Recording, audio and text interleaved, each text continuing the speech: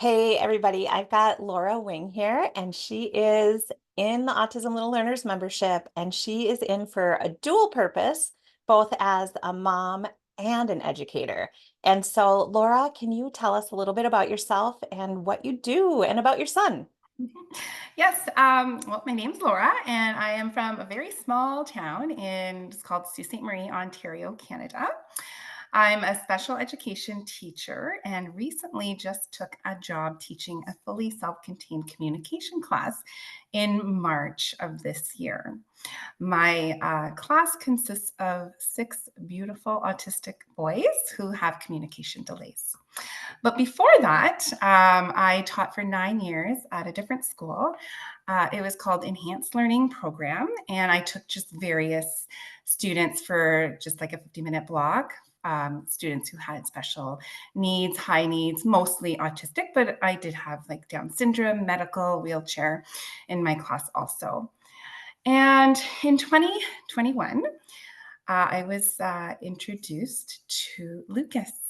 Lucas came to us from another school. We had a transition meeting for him, and during the transition meeting, we found out that CAS, Children's Aid Society, was involved. His needs were very high. He was still in diapers, a communication delay, autistic, and developmental delay. So our team decided that he would just come into my class full time. It was pandemic time also. And then we could help him really transition into a kindergarten class. So that was March of 2021 and May 2021. So just 2 short months later, Lucas was living with us with my husband, Jeff, my two girls, Lily, who is now 20, and Abby, who's now 18. So we are now in the process of adoption. We're in the middle of it. It's a long process. I don't even know where we stand at the moment, but we've had a lot of papers to sign and lots of our friends and family have been contacted. So we know it's rolling. We just don't know when adoption will happen. Lucas is 8 years old. He will be 8 in August. He brings so much joy and life to our family. He's definitely changed the trajectory of our plan. This was not the plan, but it's amazing, and we just wouldn't have it any other way. He is non-verbal, we'll say, but he does have a few words. The important ones like no, more, and go. Yes. Mama, he says mama a lot. But he is like rocking the communication methods of all kinds of methods. So he does pecks, he will bring your hand, he does hand leading. Um, and you know what? I know it sounds silly, but he definitely talks with his eyes and his smile. A lot can be understood by those actions that he has with his eyes and smile. It's just a beautiful thing. I So hear we're you really on that. working. Yeah, it is. Yeah, there's so many ways to communicate. Yes, and our whole method is multimodal communication. Yeah, And everyone asks me, "Is he going to talk?" And I say, "Well, he does. He already does. yeah, When whatever method he chooses, he's going to be amazing at it." So, yeah. we're just giving him all of the tools necessary, and he's just going to pick the ones that he Oh, is most comfortable with. it's beautiful, Laura. Like that's Yeah. such a great way of explaining it and explaining multimodal communication. Because mouth Mhm. words aren't the only way to communicate with people. And I love that you're exploring so many different methods to kind of see what clicks with him. And it might change Mhm. as he gets older. But okay, Absolutely. keep Yep. going. Okay. Yeah. So in um, in February, I applied for this job, for the fully self-contained job. And I thought, oh, I would love to have like a community out there to kind of get some ideas.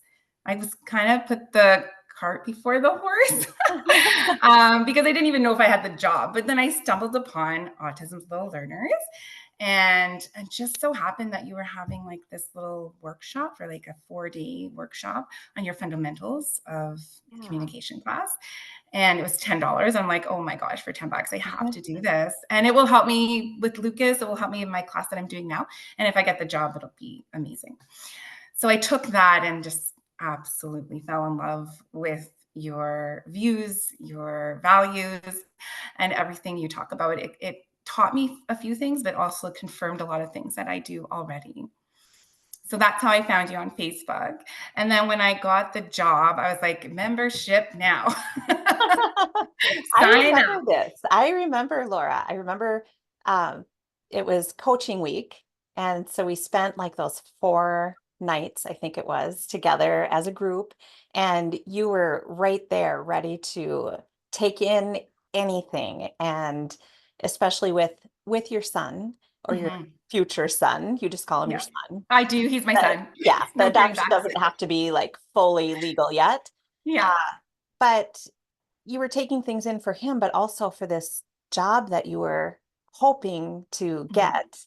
And, who volunteers to start a brand new program in a school mid-year? It's Laura, and Yes. she's perfect for it. She is a go-getter. I knew that right from the start, takes action, asks questions. And so I just have to say, throughout that whole process, it's been so fun to watch you and support you in any little way that I can. And the community has supported you too, the membership Yes. community.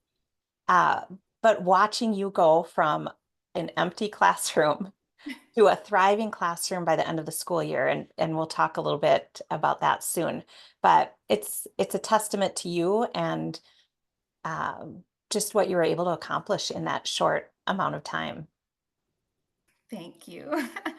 And honestly, I always tell everyone, I couldn't do it without Tara. I know Tara, she's from Wisconsin, and I tell everybody about you. I quote you all the time. I refer to you, to all my colleagues. I'm like, go look her up. It's amazing. Even if you just join her Facebook page, the visual support page, or whatever, like you're going to get a lot out of it. Thank you. And we're practically neighbors, right? Yeah, I'm in absolutely. Wisconsin and you're in Canada. So Yeah, we are borders to St. Marie, Michigan. So we're a border yeah, city. yeah, Yeah. really close. So you told us about your son and about you and kind of your classroom and initially what drew you to Autism Little Learners, which was doing that coaching week and being like, okay, these things align with what I want. What about the community? How has that impacted your work over these last few months during this like Yeah. busy time So for you? well, the fact that you have at the end of every month, we can meet face to face, it's golden. Like it's worth the membership right then and there.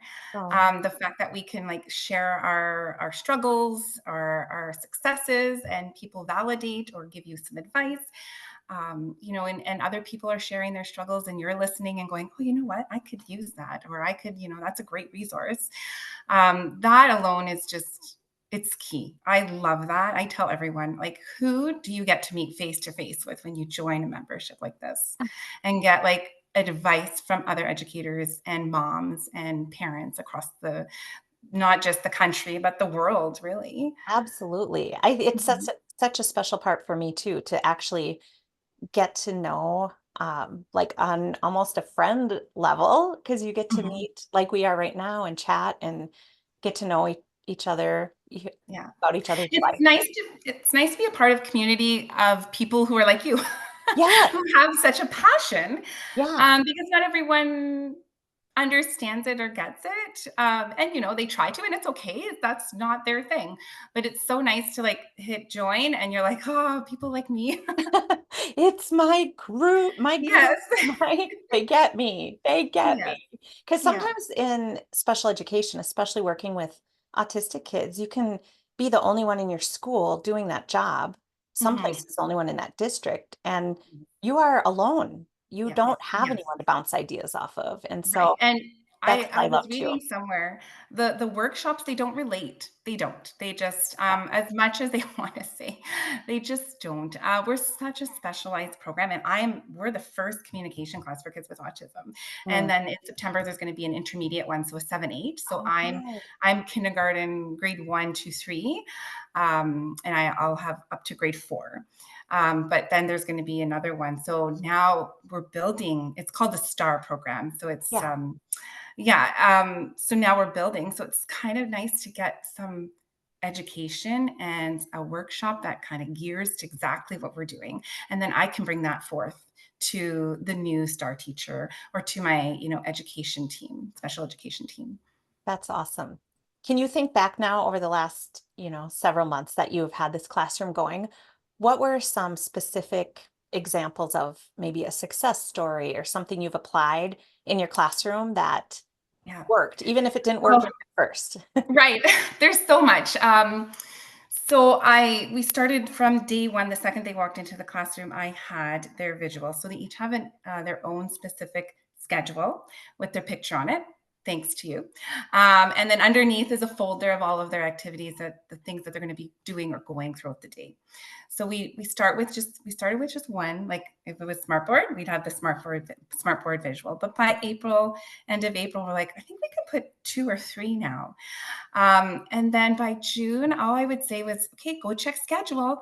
Or I didn't even have to say it. They would just get up and go check their schedule, Oh, most of them. And some I have to bring the schedule to them, and we will point to the next thing, and they know to go line up by the door. It's gym time, or to go to the carpet. Or I use the red, green, yellow, blue tables, which is genius.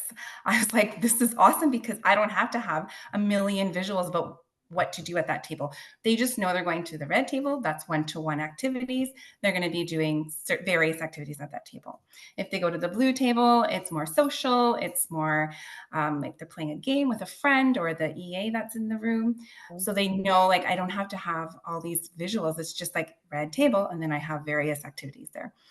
I So love that that. has been amazing. Yeah, I love that you brought that up because less is more, right? We don't need Mm-hmm. more visuals. We want to do what we need to do with teaching predictable routines and all Yes. that with the least amount possible, because otherwise Right.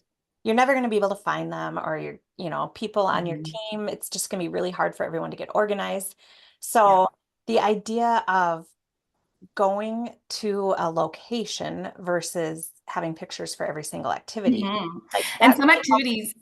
some Yeah, activities might not be for them. Like at that day, like I always have preferred activities too ready to go, because if they're like struggling with an activity, they're at the red table. It's not like you have to do this. We're going to try and do this.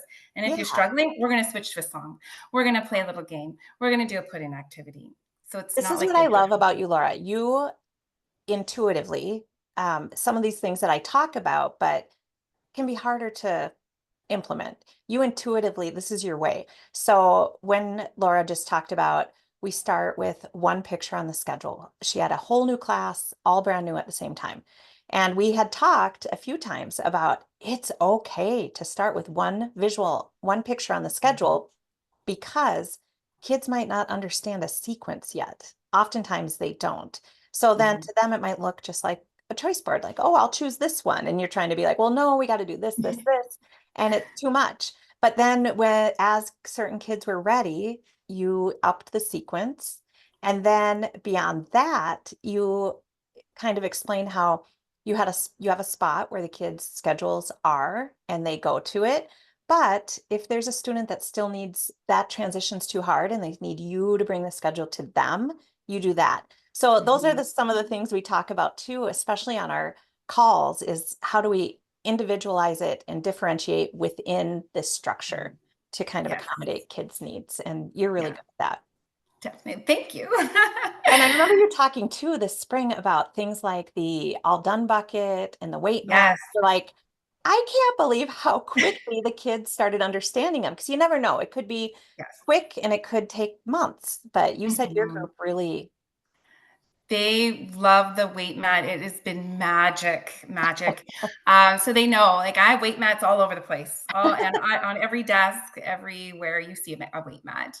And they know, they just come, and I just sometimes have to point to it, or sometimes I don't do anything, and they just know to put their, like Lucas always has a straw. So he comes, sits down, he puts a straw in the weight mat. We do our activity. He takes the weight mat back, or he takes the oh, straw back awesome. when it's done, and he goes off to continue his play. The all done bucket. So I have a little guy. He's very exploratory play. He loves to like throw things up and listen to them fall. So the all done bucket is amazing for him. And he even started just throwing things into the all done bucket when the timer goes off. We're like, okay, it's all done now, all done bucket. And at first he was a little confused, and we would just model for him. And, we'd let him take maybe one toy, one Yeah, thing to the carpet for a transition. It was hard to let go, right, at yeah. first. But now he's like, oh, I'll just put all these in the all done bucket and stick that on the shelf and head to my next place. Doesn't that blow your mind? It does. It's so simple, but It's so so simple. And perfect. why does it work with like kids all across the world who have tried it? Yes. It Yeah. works. it's It just works. one of those things. And it wasn't something, the all done bucket I did not invent. It was being used when I started at early childhood by Terry, who I co-taught with for 10 years. And we all call it the magical tool.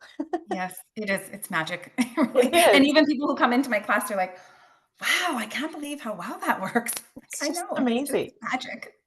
So what Yeah. challenges have you faced over these last several months? I know it's probably a little bit different. Well, maybe the same as anyone starting out a new school year, but yours just happened to be in March. Yeah.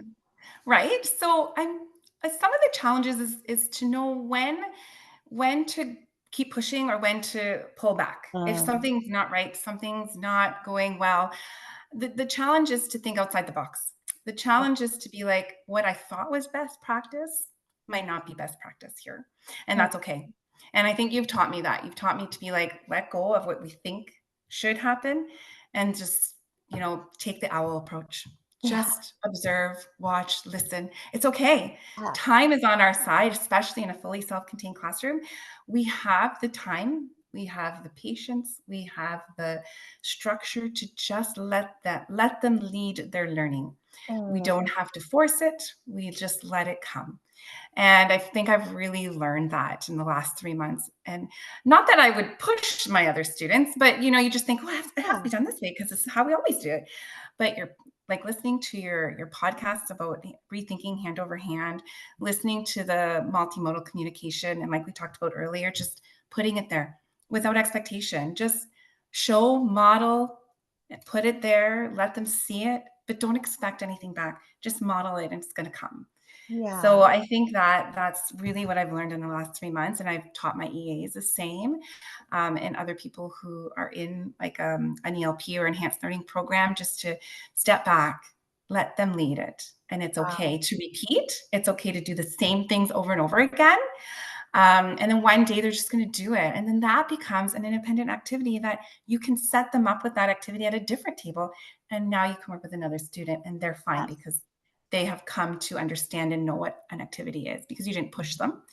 We want them to want to come to school. We want them to love school. I didn't want any sign of a struggle to come.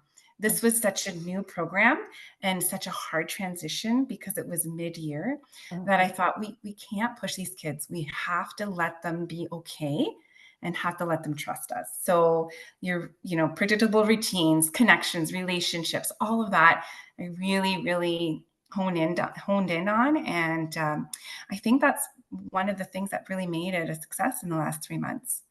I do too. Everything you just said literally gave me butterflies in my stomach because it was like, oh my gosh, you're amazing. And I'm just so impressed with what you've done in a short time. And I can tell just by talking to you, those kids are so lucky to have you as Oh, a teacher. they always say that, but I say, I think I'm the lucky one. I don't know. They just bring so much joy. I love it so much.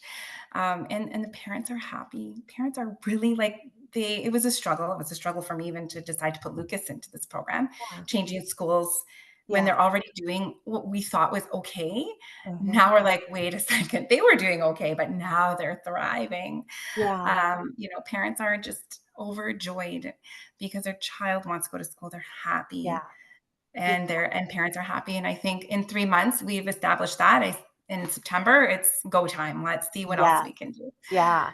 And what a pressure you took off of even your educational assistants, yourself, when you said, um, there's that point where you're like, okay, I'm pushing and it's not going well. It's not Mhm. working. And we might come to those moments several times during a day. It's not like you Mhm. find that line and, okay, now we know what to do and where not to push. Kids will be different every day depending on what their morning was like, how they're Yes. feeling, their Yep. temperament that day. And so that line might look a little bit different, but kind of we talk a lot about avoiding those power struggles. Or I think old way of thinking is Mhm. we're in a power struggle. I said that we're doing this activity. I have to follow through, or he's going to learn that he can get out of it by doing XYZ. And I just don't subscribe to that anymore. And I haven't for a long time because They would if they could. Hmm. There's something, whether it's regulation or connection, or maybe they're just pushing it away, communicating to us, no thanks. And Yes. that's where we have to pivot, Yes. not them. They telling Absolutely. us, yeah, Yeah. Lots of tricks up our sleeve. Lots of yeah, like pivoting, lots of like, "Ooh, this is not working. Let's try this." yeah. Yeah. And it doesn't Yeah. mean we never do that activity or work on that Mhm. skill, but we might have to rethink how we're um, putting it out there for them, how we're Yeah. engaging them in it, or is there a different way we could do it, or is it something they're not ready for and we come back to later and do something else instead? It's not just like, Definitely. oh, you get to just run over everybody and say no to everything. Well, they can say no to everything, and part of it for us is figuring out how can we reach them then. Yes. Yes, If definitely. if you have And then to you reach, hit oh, go ahead. oh, I was just gonna say, and then you hit the magic moments. Like, you just Yes, stand back and suddenly yes, it's like, "Oh my gosh, they yeah. got it. This Let is go our of that magic control. moment. We've Yeah, been waiting for this, and here it happened." yes. Yeah. Yeah. And I was just going to say that that is where the magic happens when you think outside the box. You already Mhm. talked about. And I've talked so many times, everyone has probably heard the story about my students who there were a lot of skills we had worked on for a long time at the elementary level, including using the bathroom, peeing in the potty. And it wasn't until I thought outside the box and said, I'm going to make a story with their favorite country singers, because that was their huge interest. And so it was country singers peeing in the potty. You have to think outside the box to go, okay, I'm going to take a board maker symbol from the waist down with the yellow pea going into the toilet, and I'm going to glue a picture of Willie Nelson on the top. And Yeah. we're going to try it. And it worked immediately Nice. Yeah. after, he was second grade. The boys were second grade. And so, yeah, feeling like you have some flexibility, you can Yeah. think outside the box, that's Absolutely. going to help you a lot. Yeah. Like, when we first started, I had all their names dotted so they could trace their names. Yeah. Well, one little guy, he just wants to scribble. So I'm like, "Okay, I guess, we're not ready for that." So I Yeah. have some of your activities where the stop sign to the car, right? So I'm Yeah. like, "Maybe this is what he would like." And then we had to drive the car to the stop sign. And Yeah. I'm like, "Okay, this is what he likes. We'll do this to Yeah. develop these skills, and then we'll come back to the name after." He's not interested in writing his name at the moment. He just wants to scribble. So rethink, retool. Yeah. He'll get And there. don't you think the old outdated way would be, well, I'm going to hand over hand and make him do Yeah. this, even if Mhm. he is looking the other way or if he's upset, because this is what we're doing. And Right. instead of really backing up and being okay with taking the baby Mhm. steps. Yeah. Because I want them to come to the red table. I don't want them to be like, Yes, "No, every time I go there, she makes me do something I don't like." It exactly. has to be a happy experience for them. Yeah. Yeah. Relationship. I mean, you're just hitting Mhm. on everything that is so important. It's the only thing that matters, really. Absolutely. Yeah, I So agree, what and then learning comes naturally after that. Yeah, yeah. Yeah. Laura, what advice would you give to other educators or parents who are considering maybe joining the Autism Little Learners membership? Yes, I say do it. Just join, and it'll be like one of the best investments you've ever made. Honestly, I always say it. It's the best monthly payment I have. I am happy to pay it. Thank you so Yeah. much. The resources at your fingertips, I mean, it's amazing to, okay, I need, the WH questions. Beautiful. Go find it, print it, laminate it, you're using it. I mean, it saves so much time. Any visual you're looking for, you need a toilet sequence visual, you got it. You Mm, need a smartboard one, you've got it. Recess, it's there. You're not making things up. So it saves so much time, and it's just a matter of clicking, printing, laminating. Done. yeah. Yeah, Oh, and then you have access to, like, all your podcasts, which I listen to all the time. I share with my parents, the food one and the toileting one, shared right with my parents. I'm mm, like, "Everybody needs to listen to this." that's a great Um idea. Sharing. Mhm. Yeah, I just, like, copy it and send it into we have, like, it's called Seesaw, so it's an app where I can communicate Yeah. with all the parents, and I just plunk it there, and I'm like, "It's worth their listen." The other day Yeah. when I was talking to Jana, who's in the membership, she said she uses the podcast similarly, but for her paraprofessionals, if they have maybe 20 minutes where they're prepping something, and she'll just Mhm. assign it like listen to episode number 24 while you're doing that. So Yeah. you guys are Yeah. just finding That's such great. uses for things to Yeah. kind of help the whole team, whether it's a Hmm. professional or parents. It's Yeah. just awesome. Well, you have to share the wealth. You can't just keep it for you. Just have to spread it because it's too good not to. Everyone needs to learn and to open their minds to different ways of Yeah. doing things. Yep. And it helps Um, the child when it comes to yes, it. yeah, That's who it yeah, helps. absolutely. And that's like our focus. Our main focus is the child, right? Yeah. So I think when we learn and we change, they change and they grow. Mm, Definitely. yeah.